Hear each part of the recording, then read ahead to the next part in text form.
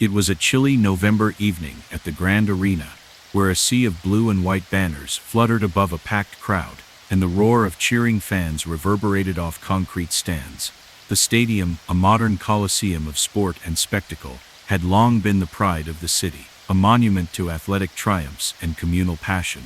Tonight, however, beneath the electrifying energy of the game, a secret was about to unravel, a secret that would expose the dark underbelly of the organization and change everything. During halftime, as the players retreated to locker rooms and the crowd's fervor temporarily subsided, Security Officer Devin Carter was patrolling the restricted VIP lounge. The space, usually reserved for dignitaries and corporate sponsors, was lavishly decorated with rich mahogany paneling, glittering chandeliers and floor-to-ceiling windows that offered a breathtaking view of the illuminated arena. But on this evening, something in the quiet stillness disturbed Devin's routine. As he stepped past an array of polished tables and pristine chairs, his flashlight caught an anomalous shape lying in a corner behind an ornate reception desk. Moving closer, he discovered a body slumped against the wall, a man in a tailored suit whose life had been cut brutally short. His eyes, once alert and purposeful, were now fixed in an expression of shock. Clutched in his trembling hand was a small, crumpled scrap of paper, its ink smeared into an indecipherable scrawl. With a racing heart, Devin dialed 911. Within minutes, the usually festive ambiance of the arena shifted to one of hushed urgency. Uniformed officers flooded the VIP lounge as forensic specialists methodically began documenting every detail. They photographed the exact angle of the fallen body, the faint prints left by a scuffed shoe on the polished marble floor, and even the tiny piece of paper that had somehow managed to cling to the victim's cold, lifeless hand. The meticulous care with which the scene was treated suggested that this was no accident, a deliberate act intended to send a message. The victim was later identified as Malcolm Reeves, a mid-level operations manager who had overseen the daily logistics of the arena for nearly a decade. Colleagues remembered Malcolm as precise and affable, a man who maintained order behind the scenes while the crowd celebrated above. Now, his untimely death was an ominous puzzle that left everyone wondering who would want to silence someone so dedicated, and more importantly, what secret he might have uncovered. Detective Julian Ortiz, known for his analytical mind and a reputation for piecing together even the faintest of clues, arrived at Grand Arena shortly after the body was discovered. Julian preferred to let details speak for themselves. He walked slowly through the now empty corridors of the VIP lounge, where every polished surface and every echoing step was a potential lead. The stale scent of expensive cologne mixed with the crisp, cool air of conditioned space as he knelt beside Malcolm Reeves. With steady hands, Julian retrieved the scrap of paper from the victim's grasp. The paper was torn and damp, its faded characters hinting at a hastily constructed code or a desperate final note. Julian scribbled down every detail in his worn notebook, aware that in such cases, the smallest irregularity might be the key to exposing a much larger conspiracy. Rather than immediately reconstructing a linear timeline of the evening, Julian allowed the investigation to unfold in overlapping layers. His first step was to collect witness statements from those present during the unsettling events. At one of the concession stands near the main entrance, he spoke with Carmen Delgado, a cashier whose warm smile was replaced by a troubled frown as she recounted the events. "I remember when the lights dimmed for halftime, I saw Malcolm near the executive door. He looked tense, checking his phone and scribbling something quickly. I thought he was just stressed from work, but in hindsight, he seemed almost desperate, like he was trying to warn someone or gather proof," Carmen said softly, her eyes distant with concern. Julian then interviewed Aaron Price, a longtime usher who worked the arena with quiet reliability.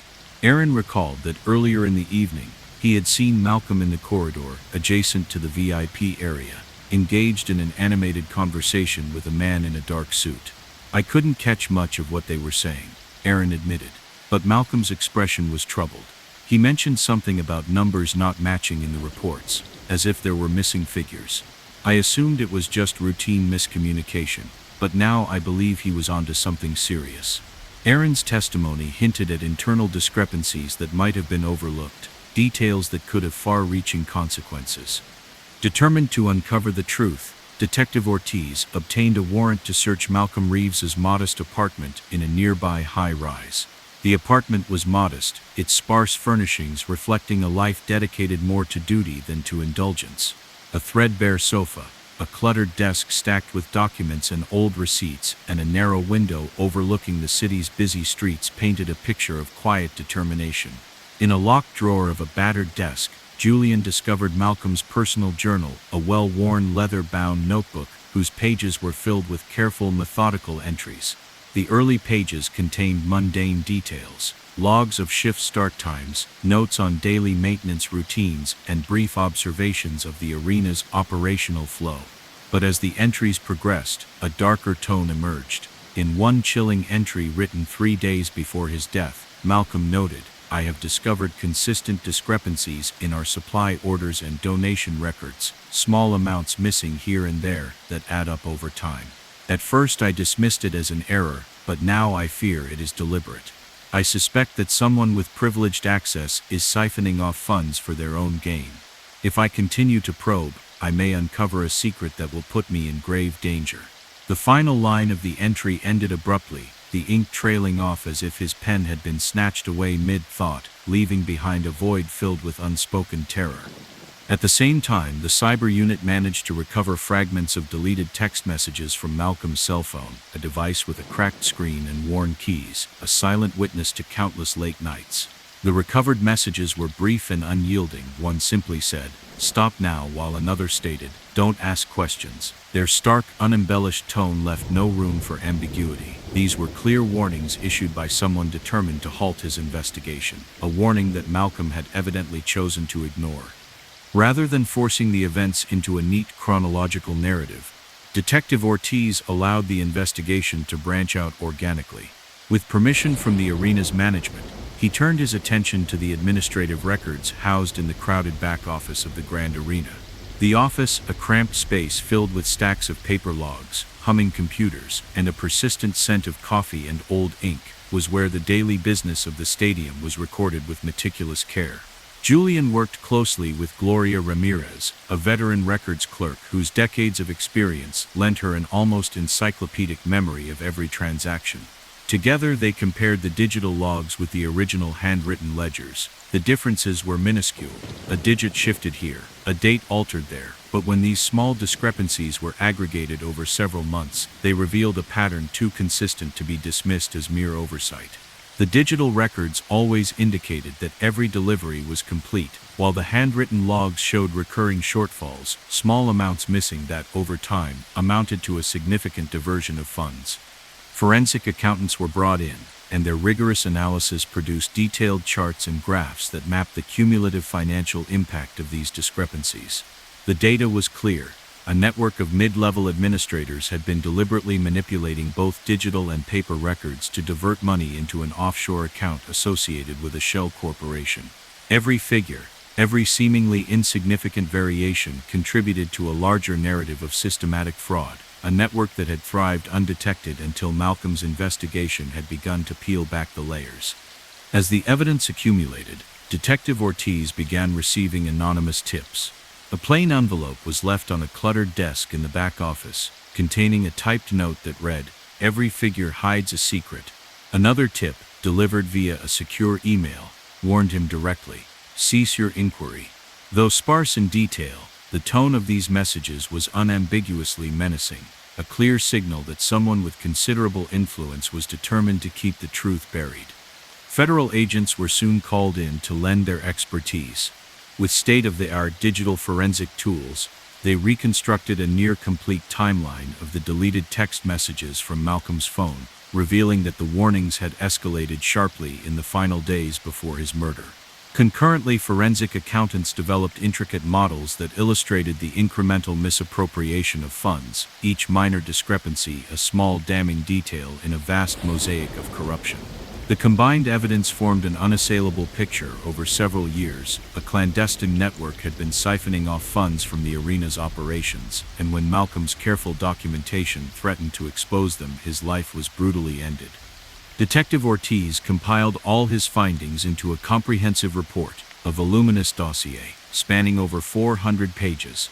The report interwove photographs of the crime scene in the quiet corridors of the administrative office, scans of pages from Malcolm's journal, digital reconstructions of the deleted text messages, and detailed financial analyses that traced the diverted funds to their offshore destination. The dossier presented a compelling narrative. Deliberate, systematic manipulation of the arena's records had resulted in a significant diversion of funds. When Malcolm began to unravel the pattern, he exposed a network of corruption so deep that those responsible had no choice but to silence him. The district attorney, deeply disturbed by the implications for public trust and the integrity of the arena's operations, convened a grand jury in the county courthouse, a modern, austere building with a reputation for delivering uncompromising justice. Over a series of lengthy sessions that extended deep into storm-riddled nights, expert witnesses testified about the digital forensic techniques used to recover the deleted messages, the statistical analyses that proved the discrepancies could not be random, and the forensic accounting that traced the misappropriated funds to an offshore account tied to a shell corporation. Their combined testimony was delivered with technical precision and unyielding resolve. After extensive deliberation, the grand jury returned indictments on multiple charges, including fraud, conspiracy, and accessory to homicide, that directly linked the manipulation of records to the murder of Malcolm Reeves. The trial that followed was a marathon legal process, stretching over several weeks in a bustling courtroom filled with arena employees, local residents, legal experts, and a throng of journalists hungry for the truth. Federal prosecutors presented their case with unwavering clarity, interweaving digital reconstructions of the deleted messages with detailed financial charts that illustrated the cumulative impact of the discrepancies. A digital forensic specialist took the stand and painstakingly explained how the recovered messages, each a curt command to stop investigating, had been reassembled into a continuous timeline of escalating warnings. Forensic accountants unveiled intricate graphs that demonstrated how the aggregation of minor errors diverted a significant portion of the arena's operating funds, a diversion that could only be the result of deliberate, systematic fraud. Witness after witness testified about the gradual erosion of record integrity, their voices measured and somber as they recounted the subtle manipulations that had allowed corruption to flourish in a system that was once trusted. When Detective Ortiz took the stand, his testimony was delivered with a blend of technical exactitude and deep personal sorrow. He recounted the moment he discovered Malcolm's body in the deserted corridor of the back office, a moment marked by the cold, echoing sound of his footsteps on polished tile, the faint imprint of a shoe on a spattered pool of water, and the haunting scrap of paper clutched in the victim's hand. His words were measured and deliberate, each detail reinforcing the tragic cost of exposing a vast network of corruption. The courtroom was silent as he described how every altered ledger entry, every deleted text message, and every anonymous tip had converged to form an unassailable case against those who had exploited the system for personal gain. In the end, the grand jury's indictments resulted in the conviction of several mid-level administrators and technical operatives directly implicated in the fraudulent scheme. They were handed lengthy prison sentences, and their names were entered in the public record as stark reminders of the consequences of abusing institutional trust. Yet many in the community felt that full justice remained elusive. The highest-ranking conspirators, the architects behind the cover-up, managed to evade full exposure through intricate legal defenses, and their identities remained largely hidden in the final documents. This persistent ambiguity left a bitter residue, a reminder that even when significant corruption is uncovered, some secrets can persist in the shadowed corridors of power. In the months that followed the trial, the leadership at Grand Arena was forced into a dramatic transformation. Under the intense scrutiny of an outraged public and independent auditors, the arena's digital record-keeping systems underwent a complete overhaul. New protocols were implemented that mandated real-time logging of every supply order, every maintenance activity, and every administrative transaction. Robust encryption and periodic public audits were instituted, ensuring that no detail could ever be altered without accountability. Although these measures could not reverse the tragic events that had transpired, they signaled a renewed commitment to transparency and a promise that no hidden discrepancy would again undermine the integrity of the institution. Local media outlets, driven by a relentless commitment to investigative journalism, produced a series of documentaries and detailed articles that meticulously chronicled every aspect of the case, from the haunting discovery in the quiet corridor to the painstaking digital reconstructions that exposed the covert network of corruption. Public forums and town hall meetings were organized in civic centers, where residents, scholars, and civic leaders engaged in impassioned debates about the ethics of digital record keeping and the importance of protecting public trust. The story of Malcolm Reeves, a dedicated administrator whose unwavering pursuit of the truth cost him his life, evolved into a powerful symbol of accountability and reform, inspiring a renewed determination to ensure that every hidden detail, no matter how minor, would eventually be revealed. For Detective Ortiz, every new case was approached with the hard-earned lessons of this investigation etched deeply in his mind. In the quiet hours of early morning, in his modest office illuminated by the soft glow of a desk lamp and the steady hum of his computer, he often revisited the recovered pages of Malcolm's journal and examined the digital remnants of deleted messages with a meticulous eye. Each observation, a slightly altered ledger entry, a terse directive from a deleted text, reinforced his belief that persistent inquiry is essential to justice and that even the smallest anomaly can open the door to exposing deep-rooted corruption. Over time, the legacy of the investigation reshaped not only the internal operations of Grand Arena, but also the community's broader approach to accountability. The reformed digital record-keeping systems, once vulnerable to subtle manipulation, now stood as exemplars of transparency, regularly audited by independent experts and accessible to any concerned citizen. Public discussions about the ethical responsibilities of data management and the safeguarding of institutional records became a fixture at local universities and community centers, ensuring that the lessons of Malcolm Reeves's tragic fate would resonate for years to come. Ultimately, the case at Grand Arena was more than a recounting of a single murder or a series of minor discrepancies. It was an intricate exploration of modern corruption, a narrative woven from digital clues, painstaking financial analysis, and the unyielding determination of an investigator who refused to let even the smallest details slip by unnoticed.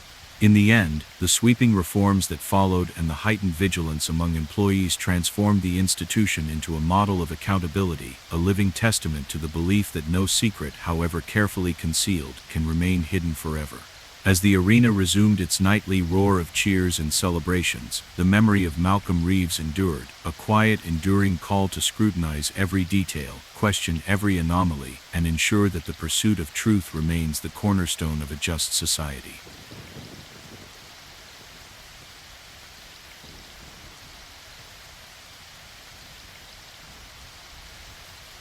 It was well past midnight when the old penitentiary's heavy iron gate creaked open, admitting a sliver of cold winter air into a world long forgotten by most. The abandoned prison, once a foreboding institution of punishment with crumbling walls and barred windows, had become a site for urban explorers and history enthusiasts. Now, however, its silent corridors would bear witness to a crime that shattered decades-old secrets. Walking the narrow path lit only by a failing flashlight, maintenance worker Darius Kim made his final rounds inside the building's long, unused cell block. The concrete floor was slick with a thin film of moisture, and dust motes floated in the beam of his light as he passed rusted metal doors and peeling graffiti. In one cell, the beam fell upon a sight that froze his blood, a body lying slumped against a cold, cracked wall, half hidden by a toppled metal bench. Darius's heart pounded as he stepped closer. The victim was a man in his late 40s, dressed in a worn suit that contrasted with the bleak surroundings. His face was contorted in a final expression of shock, his eyes open and unseeing. Clutched in his right hand was a small scrap of paper, its edges damp and ink smeared beyond immediate recognition. There were no eloquent words, no elaborate clues, only a haphazard jumble of characters that hinted at something unfinished. With shaking hands, Darius fumbled for his radio and reported the discovery. Within minutes, the prison's echoing silence was shattered by the sound of approaching sirens and the firm, measured footsteps of uniformed officers. Forensic specialists, clad in navy blue coveralls, entered the cell block and began a meticulous examination of the scene. They photographed every detail, the angle of the victim's body, the faint impressions left by his shoes in the damp concrete, and even the fragile scrap of paper that lay as a silent testament in his hand. It was evident that this was no accident. The scene had been arranged with deliberate care, as if the killer had wanted to leave behind a message hidden in plain sight. Detective Serena Wu, was assigned to the case. Known for her ability to decipher clues from the most obscure details, Serena arrived at the abandoned prison as a bitter wind swept through its empty halls. The building's oppressive darkness was punctuated only by flickering overhead lights that cast long, wavering shadows over the decaying infrastructure. With her gloved hands and a well-worn notebook in hand, Serena began her investigation by slowly combing through the cell block, pausing at each discovery. She noted the exact placement of the victim's body, the trail of footprints that led toward a heavy metal door, and the torn scrap of paper whose message was too hurried to be clear. Every detail was meticulously recorded, for in a case like this, even the smallest anomaly could be the key to unraveling a long-buried secret. Instead of forcing a tidy chronology, Serena allowed the investigation to unfold in layers. Her first step was to collect statements from those who had ventured into the prison that night. In a nearby parking lot, she met Marcus Delgado, a security guard on temporary duty, assigned to monitor the area after dark. "I didn't expect to see anything out of the ordinary in a place like this," Marcus said, his voice low and troubled. "But when I heard a faint noise coming from the cell block, I went in to check. I saw a shadow moving near that bench, and when I turned on my flashlight, I saw him lying there. He looked like he'd been caught off guard, almost as if he never saw it coming." Marcus's words were brief, yet they carried an undercurrent of fear, as if the abandoned prison itself had been harboring a secret far more dangerous than its crumbling walls suggested. Next, Detective Wu interviewed Alicia Moore, a volunteer who often helped maintain the grounds of the old prison. Alicia recalled that in the days leading up to that night, she had seen the victim, identified later as Frederick Lane, spending long hours in the administrative wing of the building.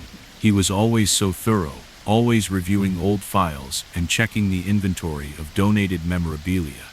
Alicia said, wringing her hands, "I thought he was just passionate about the history of this place, but he started asking questions about missing documents and altered records. He mentioned that the numbers just didn't add up. I never imagined that his curiosity would end like this."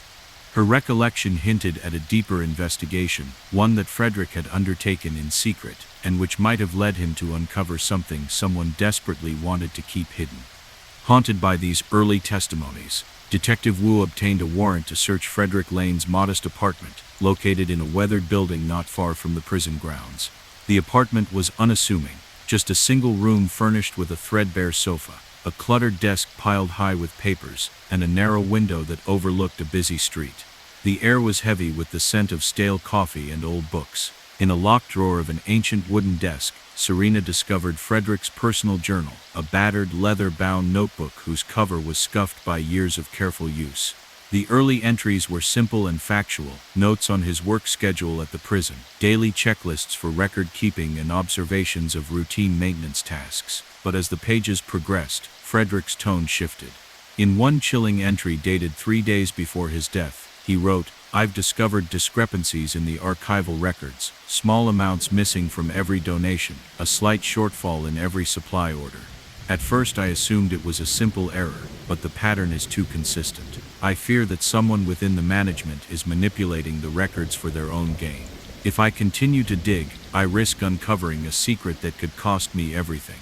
The final line ended abruptly, as if his pen had been wrenched away mid-sentence, leaving a void of uncertainty and dread.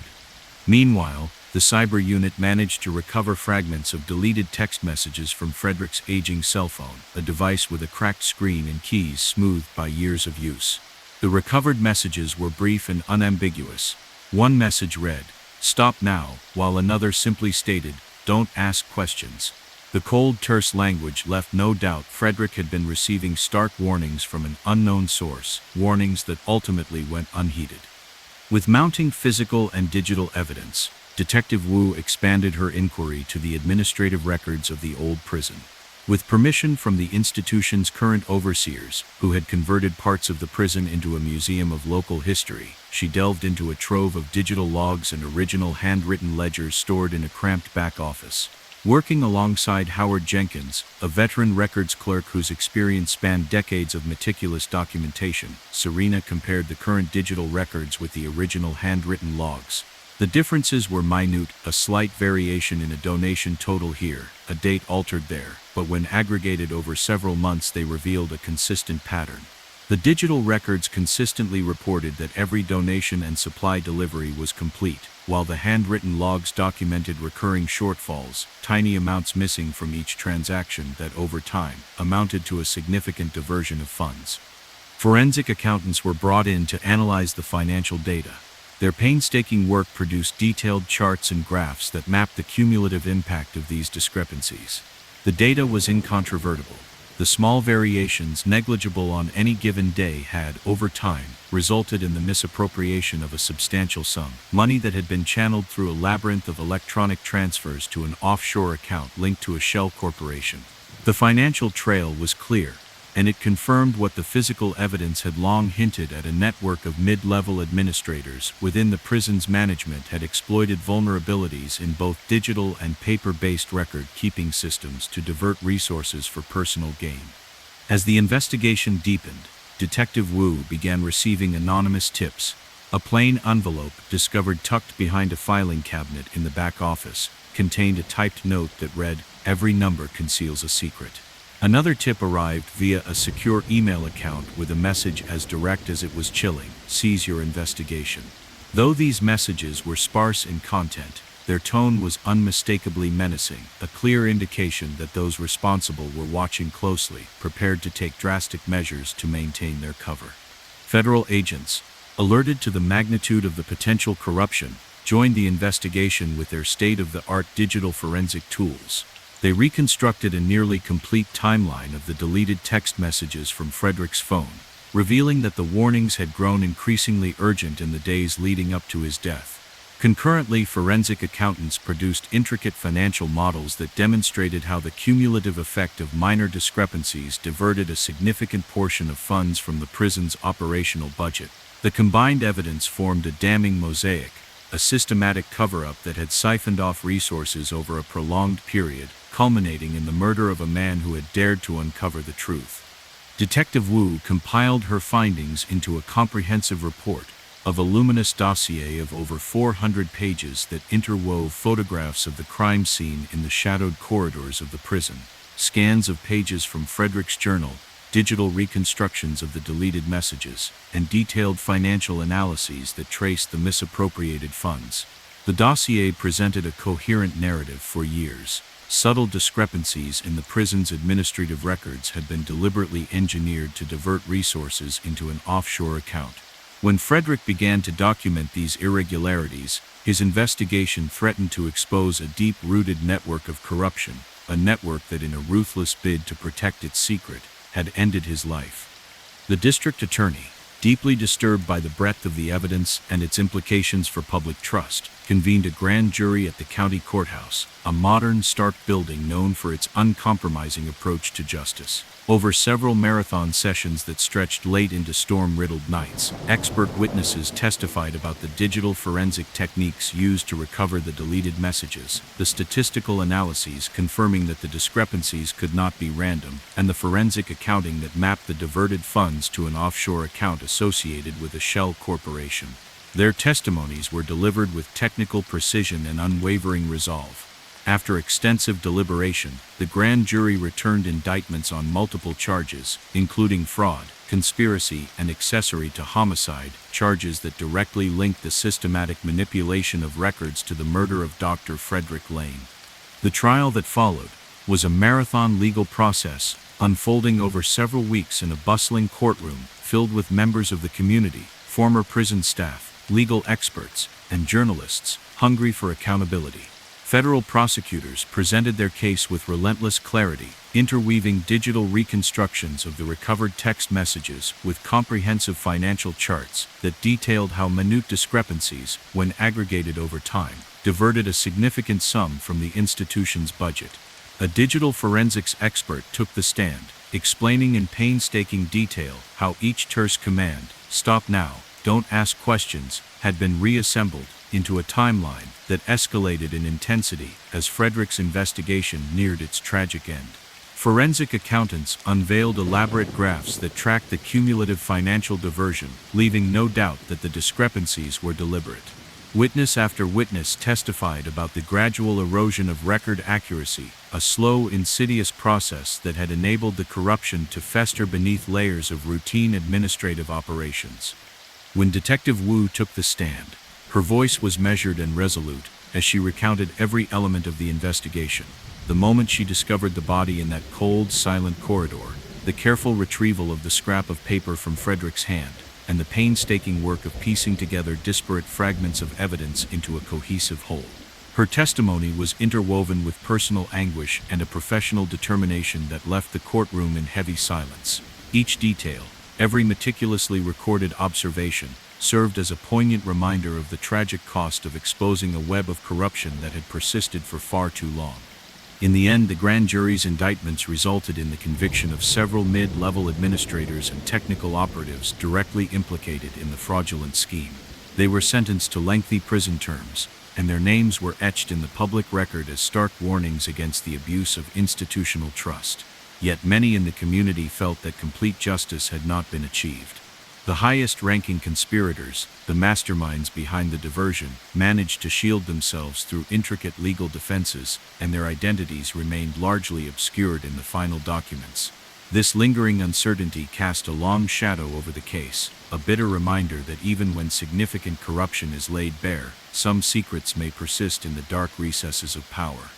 In the months following the trial, the leadership of the penitentiary's heritage site was forced to confront a new era of accountability, under immense public pressure and with independent auditors scrutinizing every transaction. The digital record-keeping systems were overhauled. New protocols required real-time logging of every donation, every supply order, and every administrative decision. Robust encryption measures were implemented, and periodic public audits were instituted, ensuring that no detail could ever again be manipulated without detection. Although these reforms could not restore the life lost, they represented a firm commitment to transparency, a promise that no hidden discrepancy would again erode public trust. Local media outlets, driven by a commitment to investigative journalism, produced a series of documentaries and in-depth articles that chronicled every aspect of the case, from the eerie discovery in the deserted archival corridor to the painstaking digital reconstructions that unveiled a covert network of corruption. Community forums and town hall meetings emerged in local civic centers, where residents, scholars, and civic leaders engaged in impassioned debates about the ethical responsibilities of digital record-keeping and the safeguarding of historical integrity. The story of Dr. Frederick Lane, a man whose unwavering pursuit of truth cost him his life, became a powerful symbol of accountability and reform, inspiring a collective determination to scrutinize every record and ensure that no secret, however small, would remain hidden. For Detective Jordan Ortiz, every new case was approached with the lessons of this investigation etched deeply into his memory. In the quiet solitude of his modest office, illuminated by the soft glow of a desk lamp and the steady hum of his computer, he often revisited the recovered pages of Frederick's journal and studied the reconstructed messages with meticulous care. Each detail, a slight discrepancy in a ledger, a curt command in a deleted text, reinforced his belief that persistent inquiry is the only path to justice and that every hidden anomaly can reveal a network of corruption if pursued relentlessly. As winter gave way to spring and the Grand Arena resumed its vibrant schedule of events, the legacy of that fateful investigation reshaped not only the internal operations of the heritage site but also the broader community's commitment to accountability. The reformed digital record-keeping systems, once vulnerable to manipulation, now stood as models of transparency, rigorously audited by independent experts and accessible to any concerned citizen.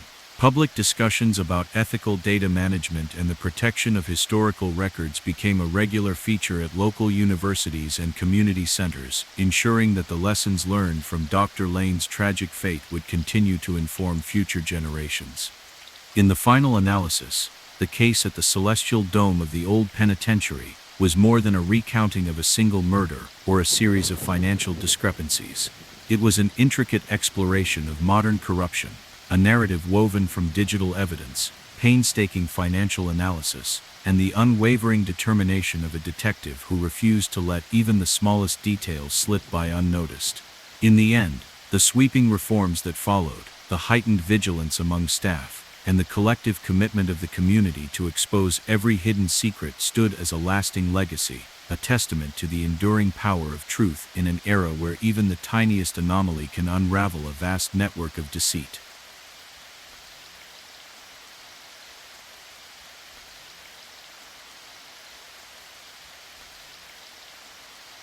A cold drizzle fell on the sprawling grounds of the mansion, its ancient brick facade glistening under the feeble glow of streetlights.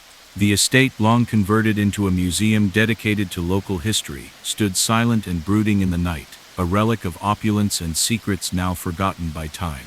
In the heavy air, the faint murmur of rain mingled with the distant hum of a car passing on the nearby road. Few would have imagined that within these hallowed halls, where polished wood and marble told stories of bygone eras, a sinister act would shatter the fragile veneer of respectability. Inside the mansion's vast entry hall, where a grand staircase arched upward and portraits of stern ancestors watched over visitors, night guard Evelyn Morales made her routine rounds. Clad in a worn jacket and carrying a flickering flashlight, she navigated corridors lined with antique furnishings and dusty relics. In one secluded wing, a corridor that led to the old library, where centuries-old leather-bound books rested in heavy silence, Evelyn noticed something out of place. Amid stacks of neglected volumes and the lingering scent of aged paper, she discovered a body slumped against a towering bookshelf. The man was dressed in a tailored suit that, even in disarray, hinted at a refined past. His face, frozen in an expression of abject shock, was partially hidden by a shock of unruly hair, and his eyes stared emptily at the carved wooden ceiling overhead. In his right hand, almost as if clutched until the end, he held a crumpled scrap of paper. The note, its ink smeared and edges damp from the humid air, contained a jumble of numbers and letters, no clear message, just an ambiguous symbol of desperation. With trembling hands, Evelyn pulled out her radio and reported the discovery, her voice barely a whisper against the quiet rustle of falling rain. Within minutes, the ancient corridors echoed with the sound of approaching sirens and the measured footsteps of uniformed officers. Forensic specialists in navy blue overalls entered the library with professional precision. They photographed every detail, the exact angle of the body, the subtle imprint of the victim's shoes in the dusted hardwood floor, and even the faint trace of blood that tracked along the spines of scattered books. It was immediately evident that the scene had been set deliberately, a carefully arranged tableau meant to send a message or to obscure a truth. The victim was later identified as Dr. Raymond Ellis, a mid-level curator at the museum who had devoted the past decade to preserving the estate's rich history. Colleagues remembered him as meticulous and kind, a man whose quiet dedication had earned him admiration throughout the organization. Yet now his lifeless form, strewn among the relics of a storied past, raised more questions than answers. Who would wish to silence a man so committed to preserving the truth? And what had he discovered that might have put him in such grave danger? Detective Laura Chen was assigned to the case. Known for her unconventional methods and an almost uncanny ability to read between the lines of evidence, Laura arrived at the mansion as the drizzle intensified into a steady rain. The building's interior, usually a sanctuary of whispered histories and gentle light, now seemed shrouded in a somber, oppressive gloom. With measured steps, she made her way through the labyrinthine corridors, her eyes constantly scanning the interplay of light and shadow on the walls decorated with fading murals. In the library, where rows of ancient books whispered secrets of the past, she knelt beside Dr. Ellis's body. Her gloved hands delicately lifted the scrap of paper from his grasp, and she carefully noted every detail, the way the paper curled at the edges, the barely legible characters that hinted at a hurried message, and the subtle, eerie silence that hung over the room. Instead of launching into a hasty conclusion, Detective Chen allowed the investigation to unfold slowly, like peeling back layers of a long-forgotten manuscript. Her first step was to gather accounts from those who had been in the museum that evening. In the grand entry hall, where the ornate chandelier still flickered with residual light, she met with Isabel Romero, a ticket attendant with a calm yet troubled demeanor. Isabel recalled that earlier in the night, while checking tickets near the entrance, she had noticed Dr. Ellis hurrying down a side corridor, his expression troubled, and his eyes darting as if expecting something ominous. He was always so composed, Isabel said softly, but that night he seemed almost frantic, as if he was chasing after a mistake or warning. I overheard him mention something about figures not matching up in our records, but I thought it was just one of those things that happens during busy times. Isabel's quiet recollection hinted that Dr. Ellis might have been investigating discrepancies that went beyond ordinary administrative errors. Later, in a narrow hallway near the old portrait gallery, Laura spoke with Marcus Bell, a maintenance worker responsible for the upkeep of the mansion's historic facilities. Marcus described seeing Dr. Ellis in the archival room over the past week, meticulously poring over donation ledgers and inventory sheets. He was always precise, always double-checking everything. Marcus recalled, his tone heavy with regret. But lately he kept muttering about missing items. A few dollars off here, a piece of equipment unaccounted for there. I thought it was just stress, but now it seems like he was onto something much bigger than anyone had realized. His words added a layer of urgency, suggesting that Dr. Ellis's meticulous inquiries might have uncovered deliberate fraud.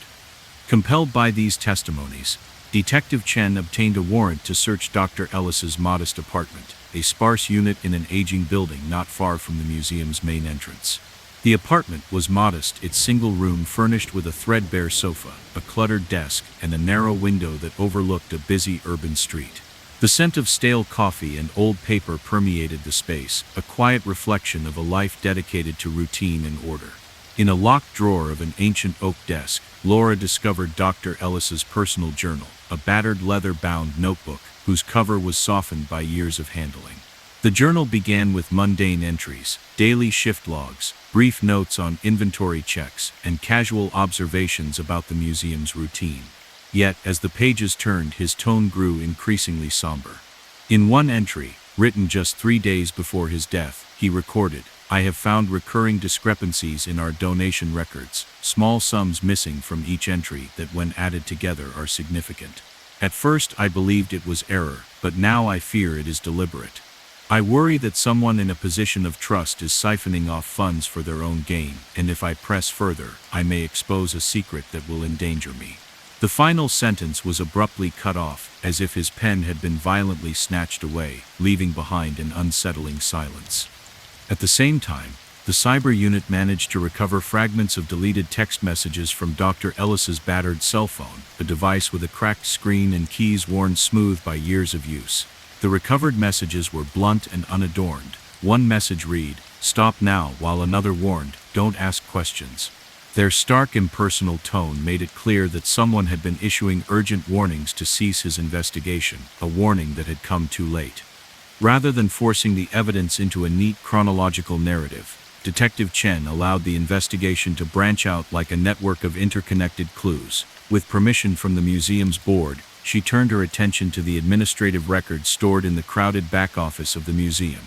The office was a cramped space filled with digital archives, old filing cabinets, and stacks of handwritten ledgers that chronicled decades of institutional history.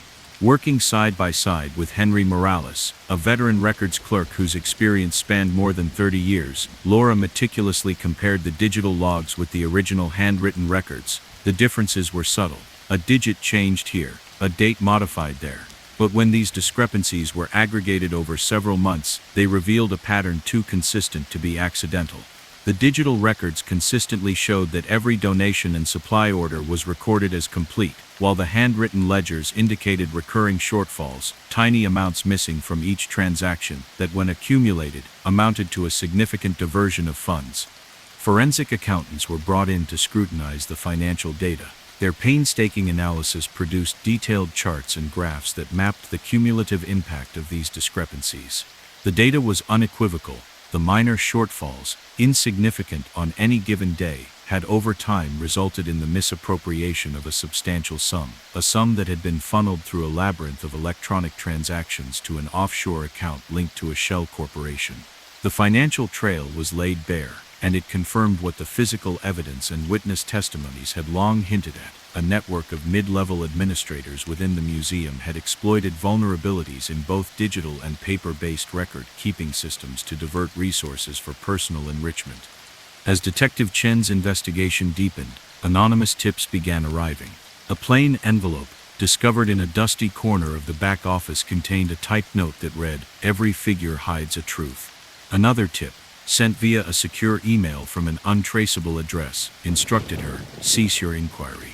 Though these messages were brief, their tone was unmistakably menacing, a clear indication that those behind the cover-up were determined to keep their secret hidden at any cost.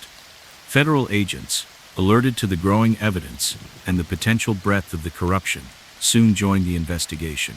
Their advanced digital forensic tools enabled them to reconstruct a nearly complete timeline of the deleted text messages from Dr. Ellis's phone, revealing that the warnings had grown more frequent and urgent in the final days before his murder.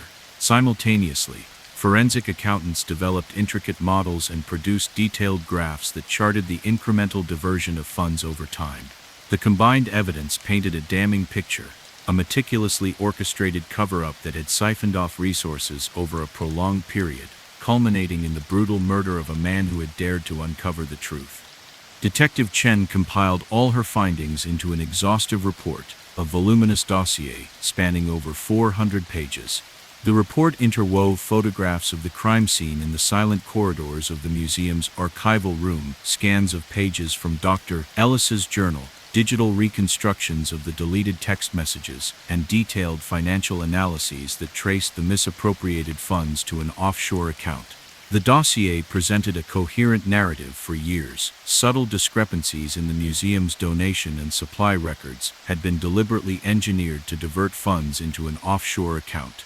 When Dr. Ellis began to document these irregularities, his investigation threatened to expose a deep-rooted network of corruption, a network that, in a ruthless bid to protect its secret, ended his life. Deeply disturbed by the implications for public trust and the integrity of cultural institutions, the district attorney convened a grand jury at the county courthouse, a modern, stark building whose austere interiors bore witness to many landmark cases. Over a series of marathon sessions that stretched into storm-riddled nights, expert witnesses testified about the digital forensic techniques used to recover the deleted messages, the statistical analyses that proved the improbability of random discrepancies, and the forensic accounting that traced the diverted funds to a shell corporation. Their combined testimonies were delivered with technical precision and unyielding determination. After lengthy deliberation, the grand jury returned indictments on multiple charges, including fraud, conspiracy, and accessory to homicide, charges that directly linked the systematic manipulation of records to the murder of Dr. Raymond Ellis. The trial that followed was a marathon legal process unfolding over several weeks in a crowded courtroom filled with museum staff, local residents, legal experts, and a swarm of journalists. Federal prosecutors presented their case with relentless clarity, interweaving digital reconstructions of the deleted text messages with detailed financial charts that illustrated the cumulative impact of the discrepancies. A digital forensics expert took the stand and painstakingly explained how each terse command, "Stop now, don't ask questions," had been reassembled into a continuous timeline that escalated in urgency as the investigation deepened. Forensic accountants unveiled elaborate graphs that showed how seemingly insignificant errors, when aggregated over time, diverted a substantial sum of money from the museum's operating budget. Witness after witness testified about the gradual erosion of record integrity, a slow, insidious process that had allowed corruption to thrive in a system once revered for its historical significance. When Detective Chen took the stand, her testimony was delivered with both technical precision and deep personal sorrow. She described in measured detail the moment she discovered Dr. Ellis's body in the silent archival room, the cold, unyielding tile beneath his weight, the faint trace of footprints leading from the records to the scene, and the small scrap of paper that now served as a grim reminder of a life cut short. Her narrative wove together every piece of evidence from the altered digital logs and handwritten discrepancies to the recovered journal entries and stark text messages, forming an unassailable portrait of deliberate, systematic corruption. As she spoke, the courtroom fell into a profound silence, each juror absorbing the tragic cost of exposing a network of deceit that had festered in the shadows for far too long. Ultimately, the grand jury's indictments resulted in the conviction of several mid-level administrators and technical operatives directly implicated in the fraudulent scheme. They were sentenced to lengthy prison terms, and their names were recorded as warnings against the exploitation of public trust. Yet many in the community felt that complete justice remained elusive. The highest-ranking conspirators, the architects behind the diversion, managed to shield themselves through intricate legal defenses, and their identities remained largely hidden in the final documents. This lingering ambiguity cast a long shadow over the case, a bitter reminder that even when significant corruption is exposed, some secrets may persist. In the months that followed, the museum's leadership was forced into a profound transformation. Under the relentless scrutiny of the public and independent auditors, the museum overhauled its digital record-keeping systems. New protocols were introduced that mandated real-time logging of every donation, supply order, and administrative action. Robust encryption measures were implemented, and periodic public audits ensured that no detail could be manipulated without detection. Though these sweeping reforms could never restore the life lost, they represented a resolute commitment to transparency, a promise that no hidden discrepancy would ever again undermine the institution's integrity. Local media outlets, driven by a deep commitment to investigative journalism, produced a series of documentaries and in-depth articles that meticulously chronicled every facet of the case, from the eerie discovery in the quiet corridors of the museum to the painstaking digital reconstructions that unmasked a covert network of corruption. Community forums and town hall meetings emerged in civic centers, where residents, scholars, and civic leaders engaged in vigorous debates about the ethics of digital record-keeping and the importance of preserving institutional trust. The story of Dr. Raymond Ellis, a man whose unwavering dedication to uncovering the truth cost him his life, evolved into a powerful symbol of accountability and reform, inspiring a renewed determination to scrutinize every record and ensure that no secret, however small, would be allowed to corrupt the public good. For Detective Chen, every new case was approached with the hard-earned lessons of this investigation etched deeply into her memory. In the quiet hours before dawn, in her modest office lit by a solitary desk lamp and the low hum of her computer, she often revisited the recovered pages of Dr. Ellis's journal and examined the reconstructed text messages with painstaking care. Each minute detail, a slight discrepancy in a ledger entry, a curt command in a deleted message, reinforced her conviction that the persistent pursuit of truth is the cornerstone of justice, and that even the smallest anomaly can unveil a vast network of corruption. Over time, the legacy of the investigation reshaped not only the internal operations of the museum but also the broader community's approach to accountability. The reformed digital record-keeping systems, once vulnerable to subtle manipulation, now stood as models of transparency, rigorously audited by independent experts and accessible to any concerned citizen. Public discussions about the ethical management of data and the preservation of institutional history became a regular feature at local universities and civic centers, ensuring that the lessons of Dr. Ellis's tragic fate would inform future generations.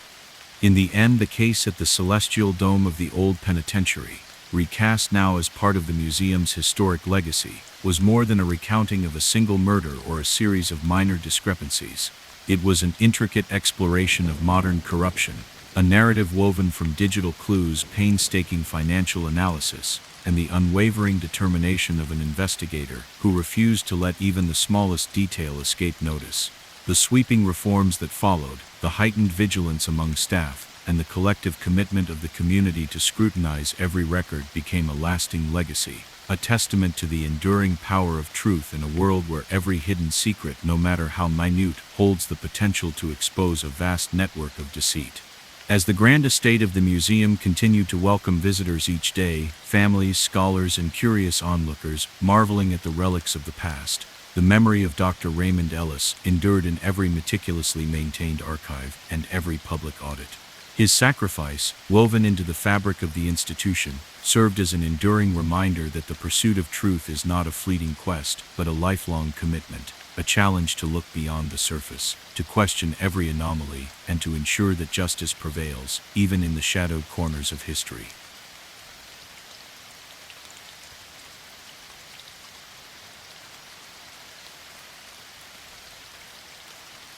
In the midst of a hectic evening at the international airport, where multilingual chatter mingled with the rhythmic rumble of departing flights, the sleek, modern terminal pulsed with a restless energy. Travelers hurried along polished corridors, their eyes fixed on digital departure boards, while the aroma of freshly brewed coffee and exotic cuisine wafted from bustling cafes.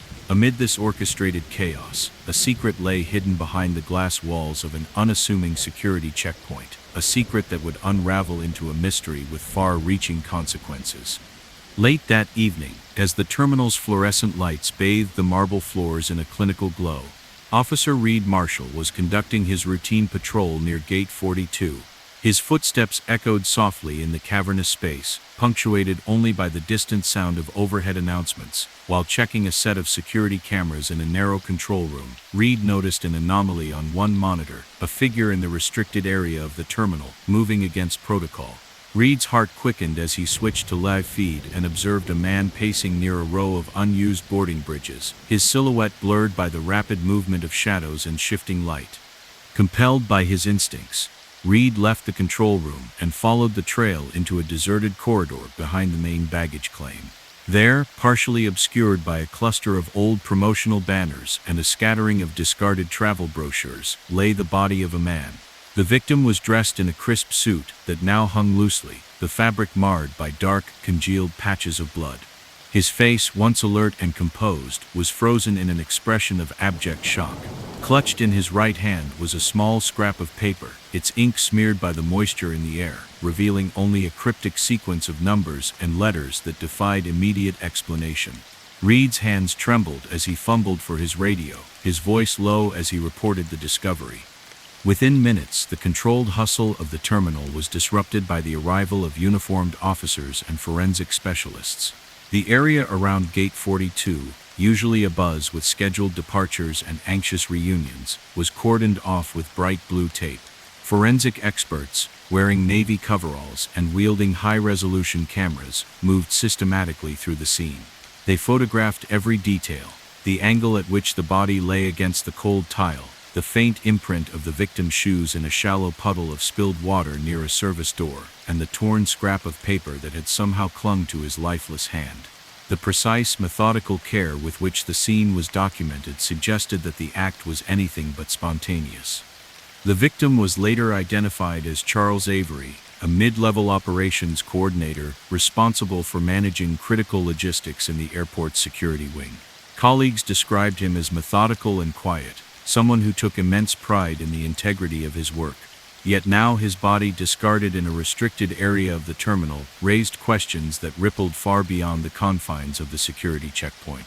Who would want to silence a man so devoted to order, and what secret had he uncovered that might have provoked such a violent response? Detective Simone Alvarez, a seasoned investigator with a reputation for her unconventional methods and relentless pursuit of even the smallest clue, was assigned to the case. Arriving at the scene as the airport began to empty for the night, Simone moved deliberately through the deserted corridors. The steady hum of electronic announcements and the distant rumble of departing jets provided an eerie backdrop to the grim tableau unfolding before her eyes. Instead of rushing to gather evidence, she allowed herself to absorb the atmosphere, the cool air tinged with a faint scent of industrial cleaning solution, the interplay of harsh fluorescent light and deep shadows, and the subtle sounds of dripping water echoing through empty hallways. Kneeling beside Charles Avery's body, Simone carefully retrieved the scrap of paper from his grasp. The paper, damp and partially torn, displayed a chaotic string of characters that seemed to promise a clue, an unfinished message that hinted at a secret he had tried desperately to leave behind. Rather than immediately constructing a rigid timeline, Simone chose to approach the investigation as though assembling a complex mosaic, collecting fragments of testimony, physical evidence, and digital clues to form a coherent narrative. Her first step was to gather witness statements from those who had been in the vicinity at the time. At a quiet corner near the baggage claim, she met with Lila Gomez, a ticket agent who had been working a late shift. Lila recalled that earlier in the evening, she had noticed Charles speaking urgently with a colleague near the security office. He seemed agitated, almost desperate, Lila said, her voice trembling slightly. I overheard him mention that something wasn't right with the shipment records, figures that didn't match up and numbers that were off. I thought it was just the stress of the job, but now I'm not so sure. Lila's recollection, though fragmentary, suggested that Charles had been investigating discrepancies that went far beyond routine oversight. Next, Detective Alvarez spoke with Marcus Lee, a baggage handler who worked in the terminal's labyrinthine corridors. Marcus remembered passing by the restricted area just minutes before the body was discovered. "I saw him there, looking over his shoulder as if he was being watched," Marcus said, his eyes narrowing in thought. "He was clutching something, and when I asked if everything was okay, he just shook his head and hurried away. I didn't think much of it at the time, but in retrospect it felt like he was running from a secret." Marcus's account added a sense of urgency, a hint that Charles's actions may have endangered him long before he met his tragic end. Compelled by these early leads, Detective Alvarez obtained a warrant to search Charles Avery's modest apartment, located in a small residential building a few blocks from the terminal. The apartment was unadorned, a single room with minimal furniture, a modest bed pushed against a faded wall, a cluttered desk strewn with receipts and worn notebooks, and a narrow window that overlooked the city's restless streets. The space exuded a faint aroma of stale coffee and old paper, a quiet reminder of a life dedicated to routine and responsibility. In a locked drawer of the desk, Simone discovered Charles' personal journal, a battered leather-bound notebook whose cover had softened over years of careful handling. Its pages, filled with meticulous entries, began as a simple log of daily activities, checklists for security rounds, notes on maintenance schedules, and brief observations of the terminal's operational flow. However, as the pages progressed, his tone shifted markedly. In one entry, dated 3 days before his death, Charles wrote, "I've noticed small discrepancies in the delivery logs, tiny amounts missing from each shipment that taken individually seem trivial, but together form a significant gap. I fear that someone with access to these records is deliberately siphoning off resources. If I pursue this further, I may expose a secret that those in power would kill to keep hidden." The entry ended abruptly, the ink trailing off as if his pen had been forcibly taken away mid-sentence, leaving an unsettling gap filled with unanswered questions. At the same time, the cyber unit managed to recover fragments of deleted text messages from Charles's battered cell phone, a device with a cracked screen and worn keys that testified to years of late nights and hurried conversations. The recovered messages were curt and unadorned. One simply read, "Stop now," and another stated, "Don't question further."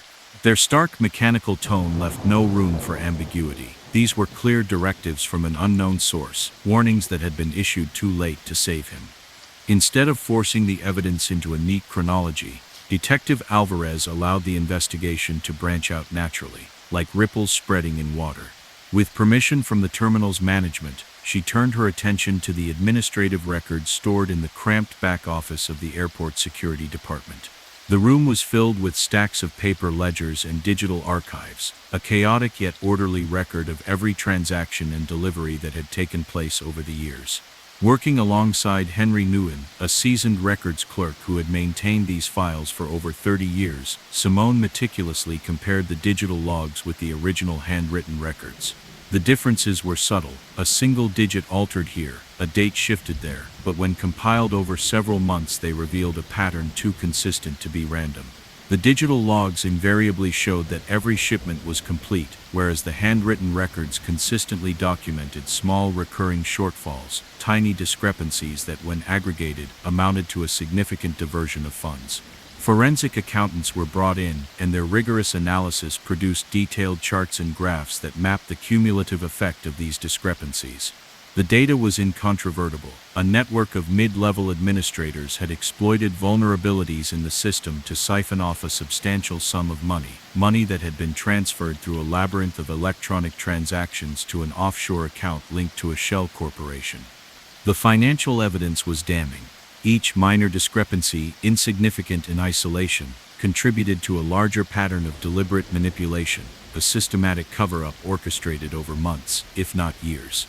The forensic accountant's charts illustrated how the incremental losses, when summed over time, created a financial gap that could only be explained by deliberate fraud.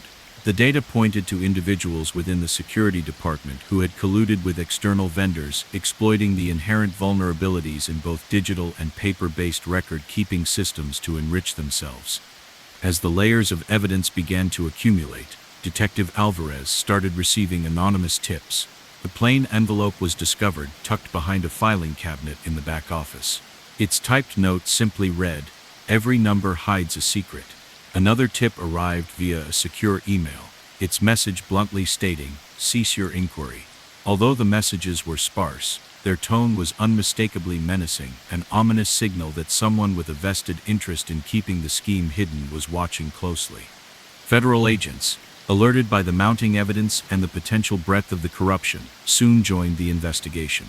Their advanced digital forensic tools enabled them to reconstruct a near-complete timeline of the deleted text messages from Charles's phone, revealing that the warnings had escalated in frequency in the days leading up to his murder.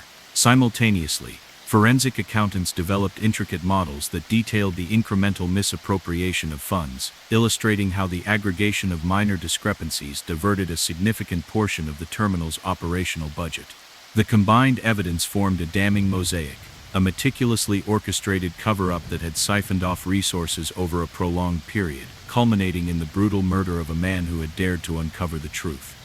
Detective Alvarez compiled all her findings into an exhaustive report, a sprawling dossier of over 400 pages, interweaving photographs of the crime scene in the quiet back corridors of the terminal, scans of pages from Charles's journal, digital reconstructions of the deleted messages, and detailed financial analyses that traced the misappropriated funds to their offshore destination. The dossier presented a coherent narrative for years. Subtle discrepancies in the airport's administrative records had been deliberately engineered to divert funds into an offshore account. When Charles began to document these irregularities, his investigation threatened to expose a deep-rooted network of corruption, a network that, in a ruthless bid to protect its secret, ended his life.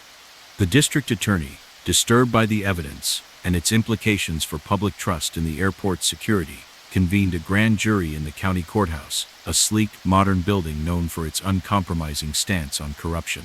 Over a series of marathon sessions that stretched deep into storm-riddled nights, expert witnesses testified about the digital forensic techniques that had recovered the deleted messages, the statistical analyses that demonstrated the improbability of the discrepancies being random, and the forensic accounting that traced the diverted funds to an offshore account associated with a shell corporation.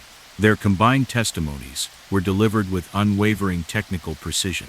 After lengthy deliberation, the grand jury returned indictments on multiple charges, including fraud, conspiracy, and accessory to homicide, charges that directly linked the systematic manipulation of records to the murder of Charles Avery. The trial unfolded over several weeks in a crowded courtroom brimming with airport employees, local residents, legal experts, and a throng of journalists. Federal prosecutors presented their case with relentless clarity, interweaving digital reconstructions of the deleted messages with detailed financial charts that illustrated the cumulative impact of the discrepancies over time. A digital forensics expert took the stand, meticulously explaining how the recovered messages, each a brief command to stop now or don't question further, had been reassembled into a coherent timeline of escalating warnings. Forensic accountants unveiled intricate graphs that demonstrated how the aggregation of minor errors resulted in a substantial diversion of funds, a diversion that could only have been the result of deliberate systematic fraud. Witness after witness testified about the gradual erosion of record integrity, a slow, insidious process that had allowed corruption to take root in a system once trusted by the public. When Detective Alvarez took the stand, her testimony was a blend of technical detail and raw personal sorrow.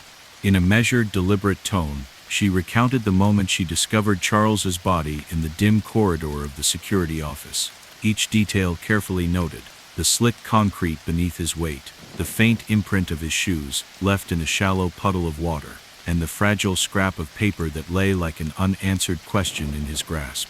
Her narrative wove together every piece of evidence, from the altered digital logs and handwritten discrepancies to the recovered journal entries and stark text messages, forming an unassailable portrait of a network of corruption determined to silence anyone who threatened their secret.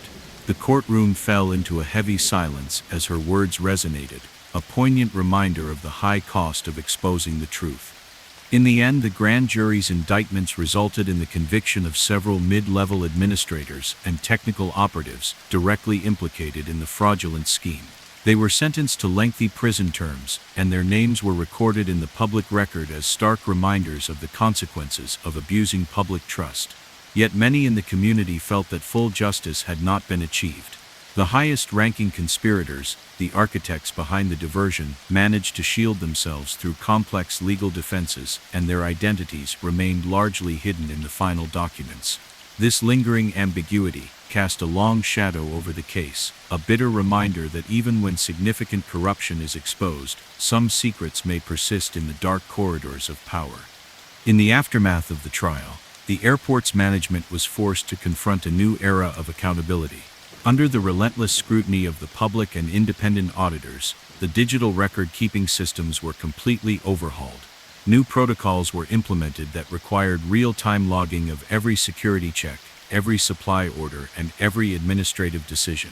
Robust encryption measures were introduced, and periodic public audits were mandated, ensuring that no detail could ever again be altered without detection. Although these reforms could not reverse the tragedy that had unfolded, they signaled a resolute commitment to transparency and a promise that no hidden discrepancy would be allowed to undermine the system again. Local media outlets, driven by a steadfast dedication to investigative journalism, produced a series of documentaries and in-depth articles that meticulously chronicled every facet of the case, from the eerie discovery in the abandoned corridor to the painstaking digital reconstructions that revealed a covert network of fraud. Community forums and town hall meetings sprang up in civic centers, where citizens, scholars, and civic leaders engaged in spirited debates about the ethics of digital record-keeping and the importance of safeguarding public trust. The story of Charles Avery, a dedicated operations coordinator whose pursuit of the truth cost him his life, evolved into a powerful symbol of accountability, inspiring a renewed determination to ensure that every unaccounted figure and every subtle anomaly would be scrutinized until the truth emerged. For Detective Alvarez, every new case was approached with the hard-earned lessons of this investigation etched deeply into her memory. In the quiet hours before dawn, in her modest office lit by the soft glow of a desk lamp and the steady hum of her computer, she often revisited the recovered pages of Charles's journal and examined the reconstructed text messages with meticulous care. Each minor detail, a slightly altered ledger entry, a terse command in a deleted message, reinforced her belief that persistent inquiry is essential to justice and that every hidden inconsistency can unveil a vast network of corruption if pursued relentlessly. As the seasons changed and the airport resumed its daily rhythms, travelers bustling through terminals, security cameras watching over countless departures, the legacy of the investigation reshaped not only the internal operations of the facility, but also the broader community's approach to accountability. The reformed digital systems, once vulnerable to subtle manipulation, now stood as exemplars of transparency, rigorously audited by independent experts and accessible to any concerned citizen. Public discussions about the ethical management of data and the preservation of institutional integrity became a recurring theme at local universities and community centers, ensuring that the lessons learned from Charles Avery's tragic fate would resonate for generations. Ultimately, the case at the international airport was more than a recounting of a single murder or a series of minor discrepancies. It was a complex exploration of modern corruption, a narrative woven from digital clues, painstaking financial analysis, and the unwavering determination of an investigator who refused to let even the smallest detail go unnoticed. The sweeping reforms that followed, the heightened vigilance among staff, and the collective commitment of the community to scrutinize every record became a lasting legacy, a reminder that in every hidden corner, every unaccounted figure, lies the potential to expose a vast network of deceit. And as the terminal doors opened each morning to welcome a new day of travel and possibility, the memory of Charles Avery endured, a quiet, enduring call to look deeper, question every anomaly, and ensure that the pursuit of truth remains the foundation of a just society.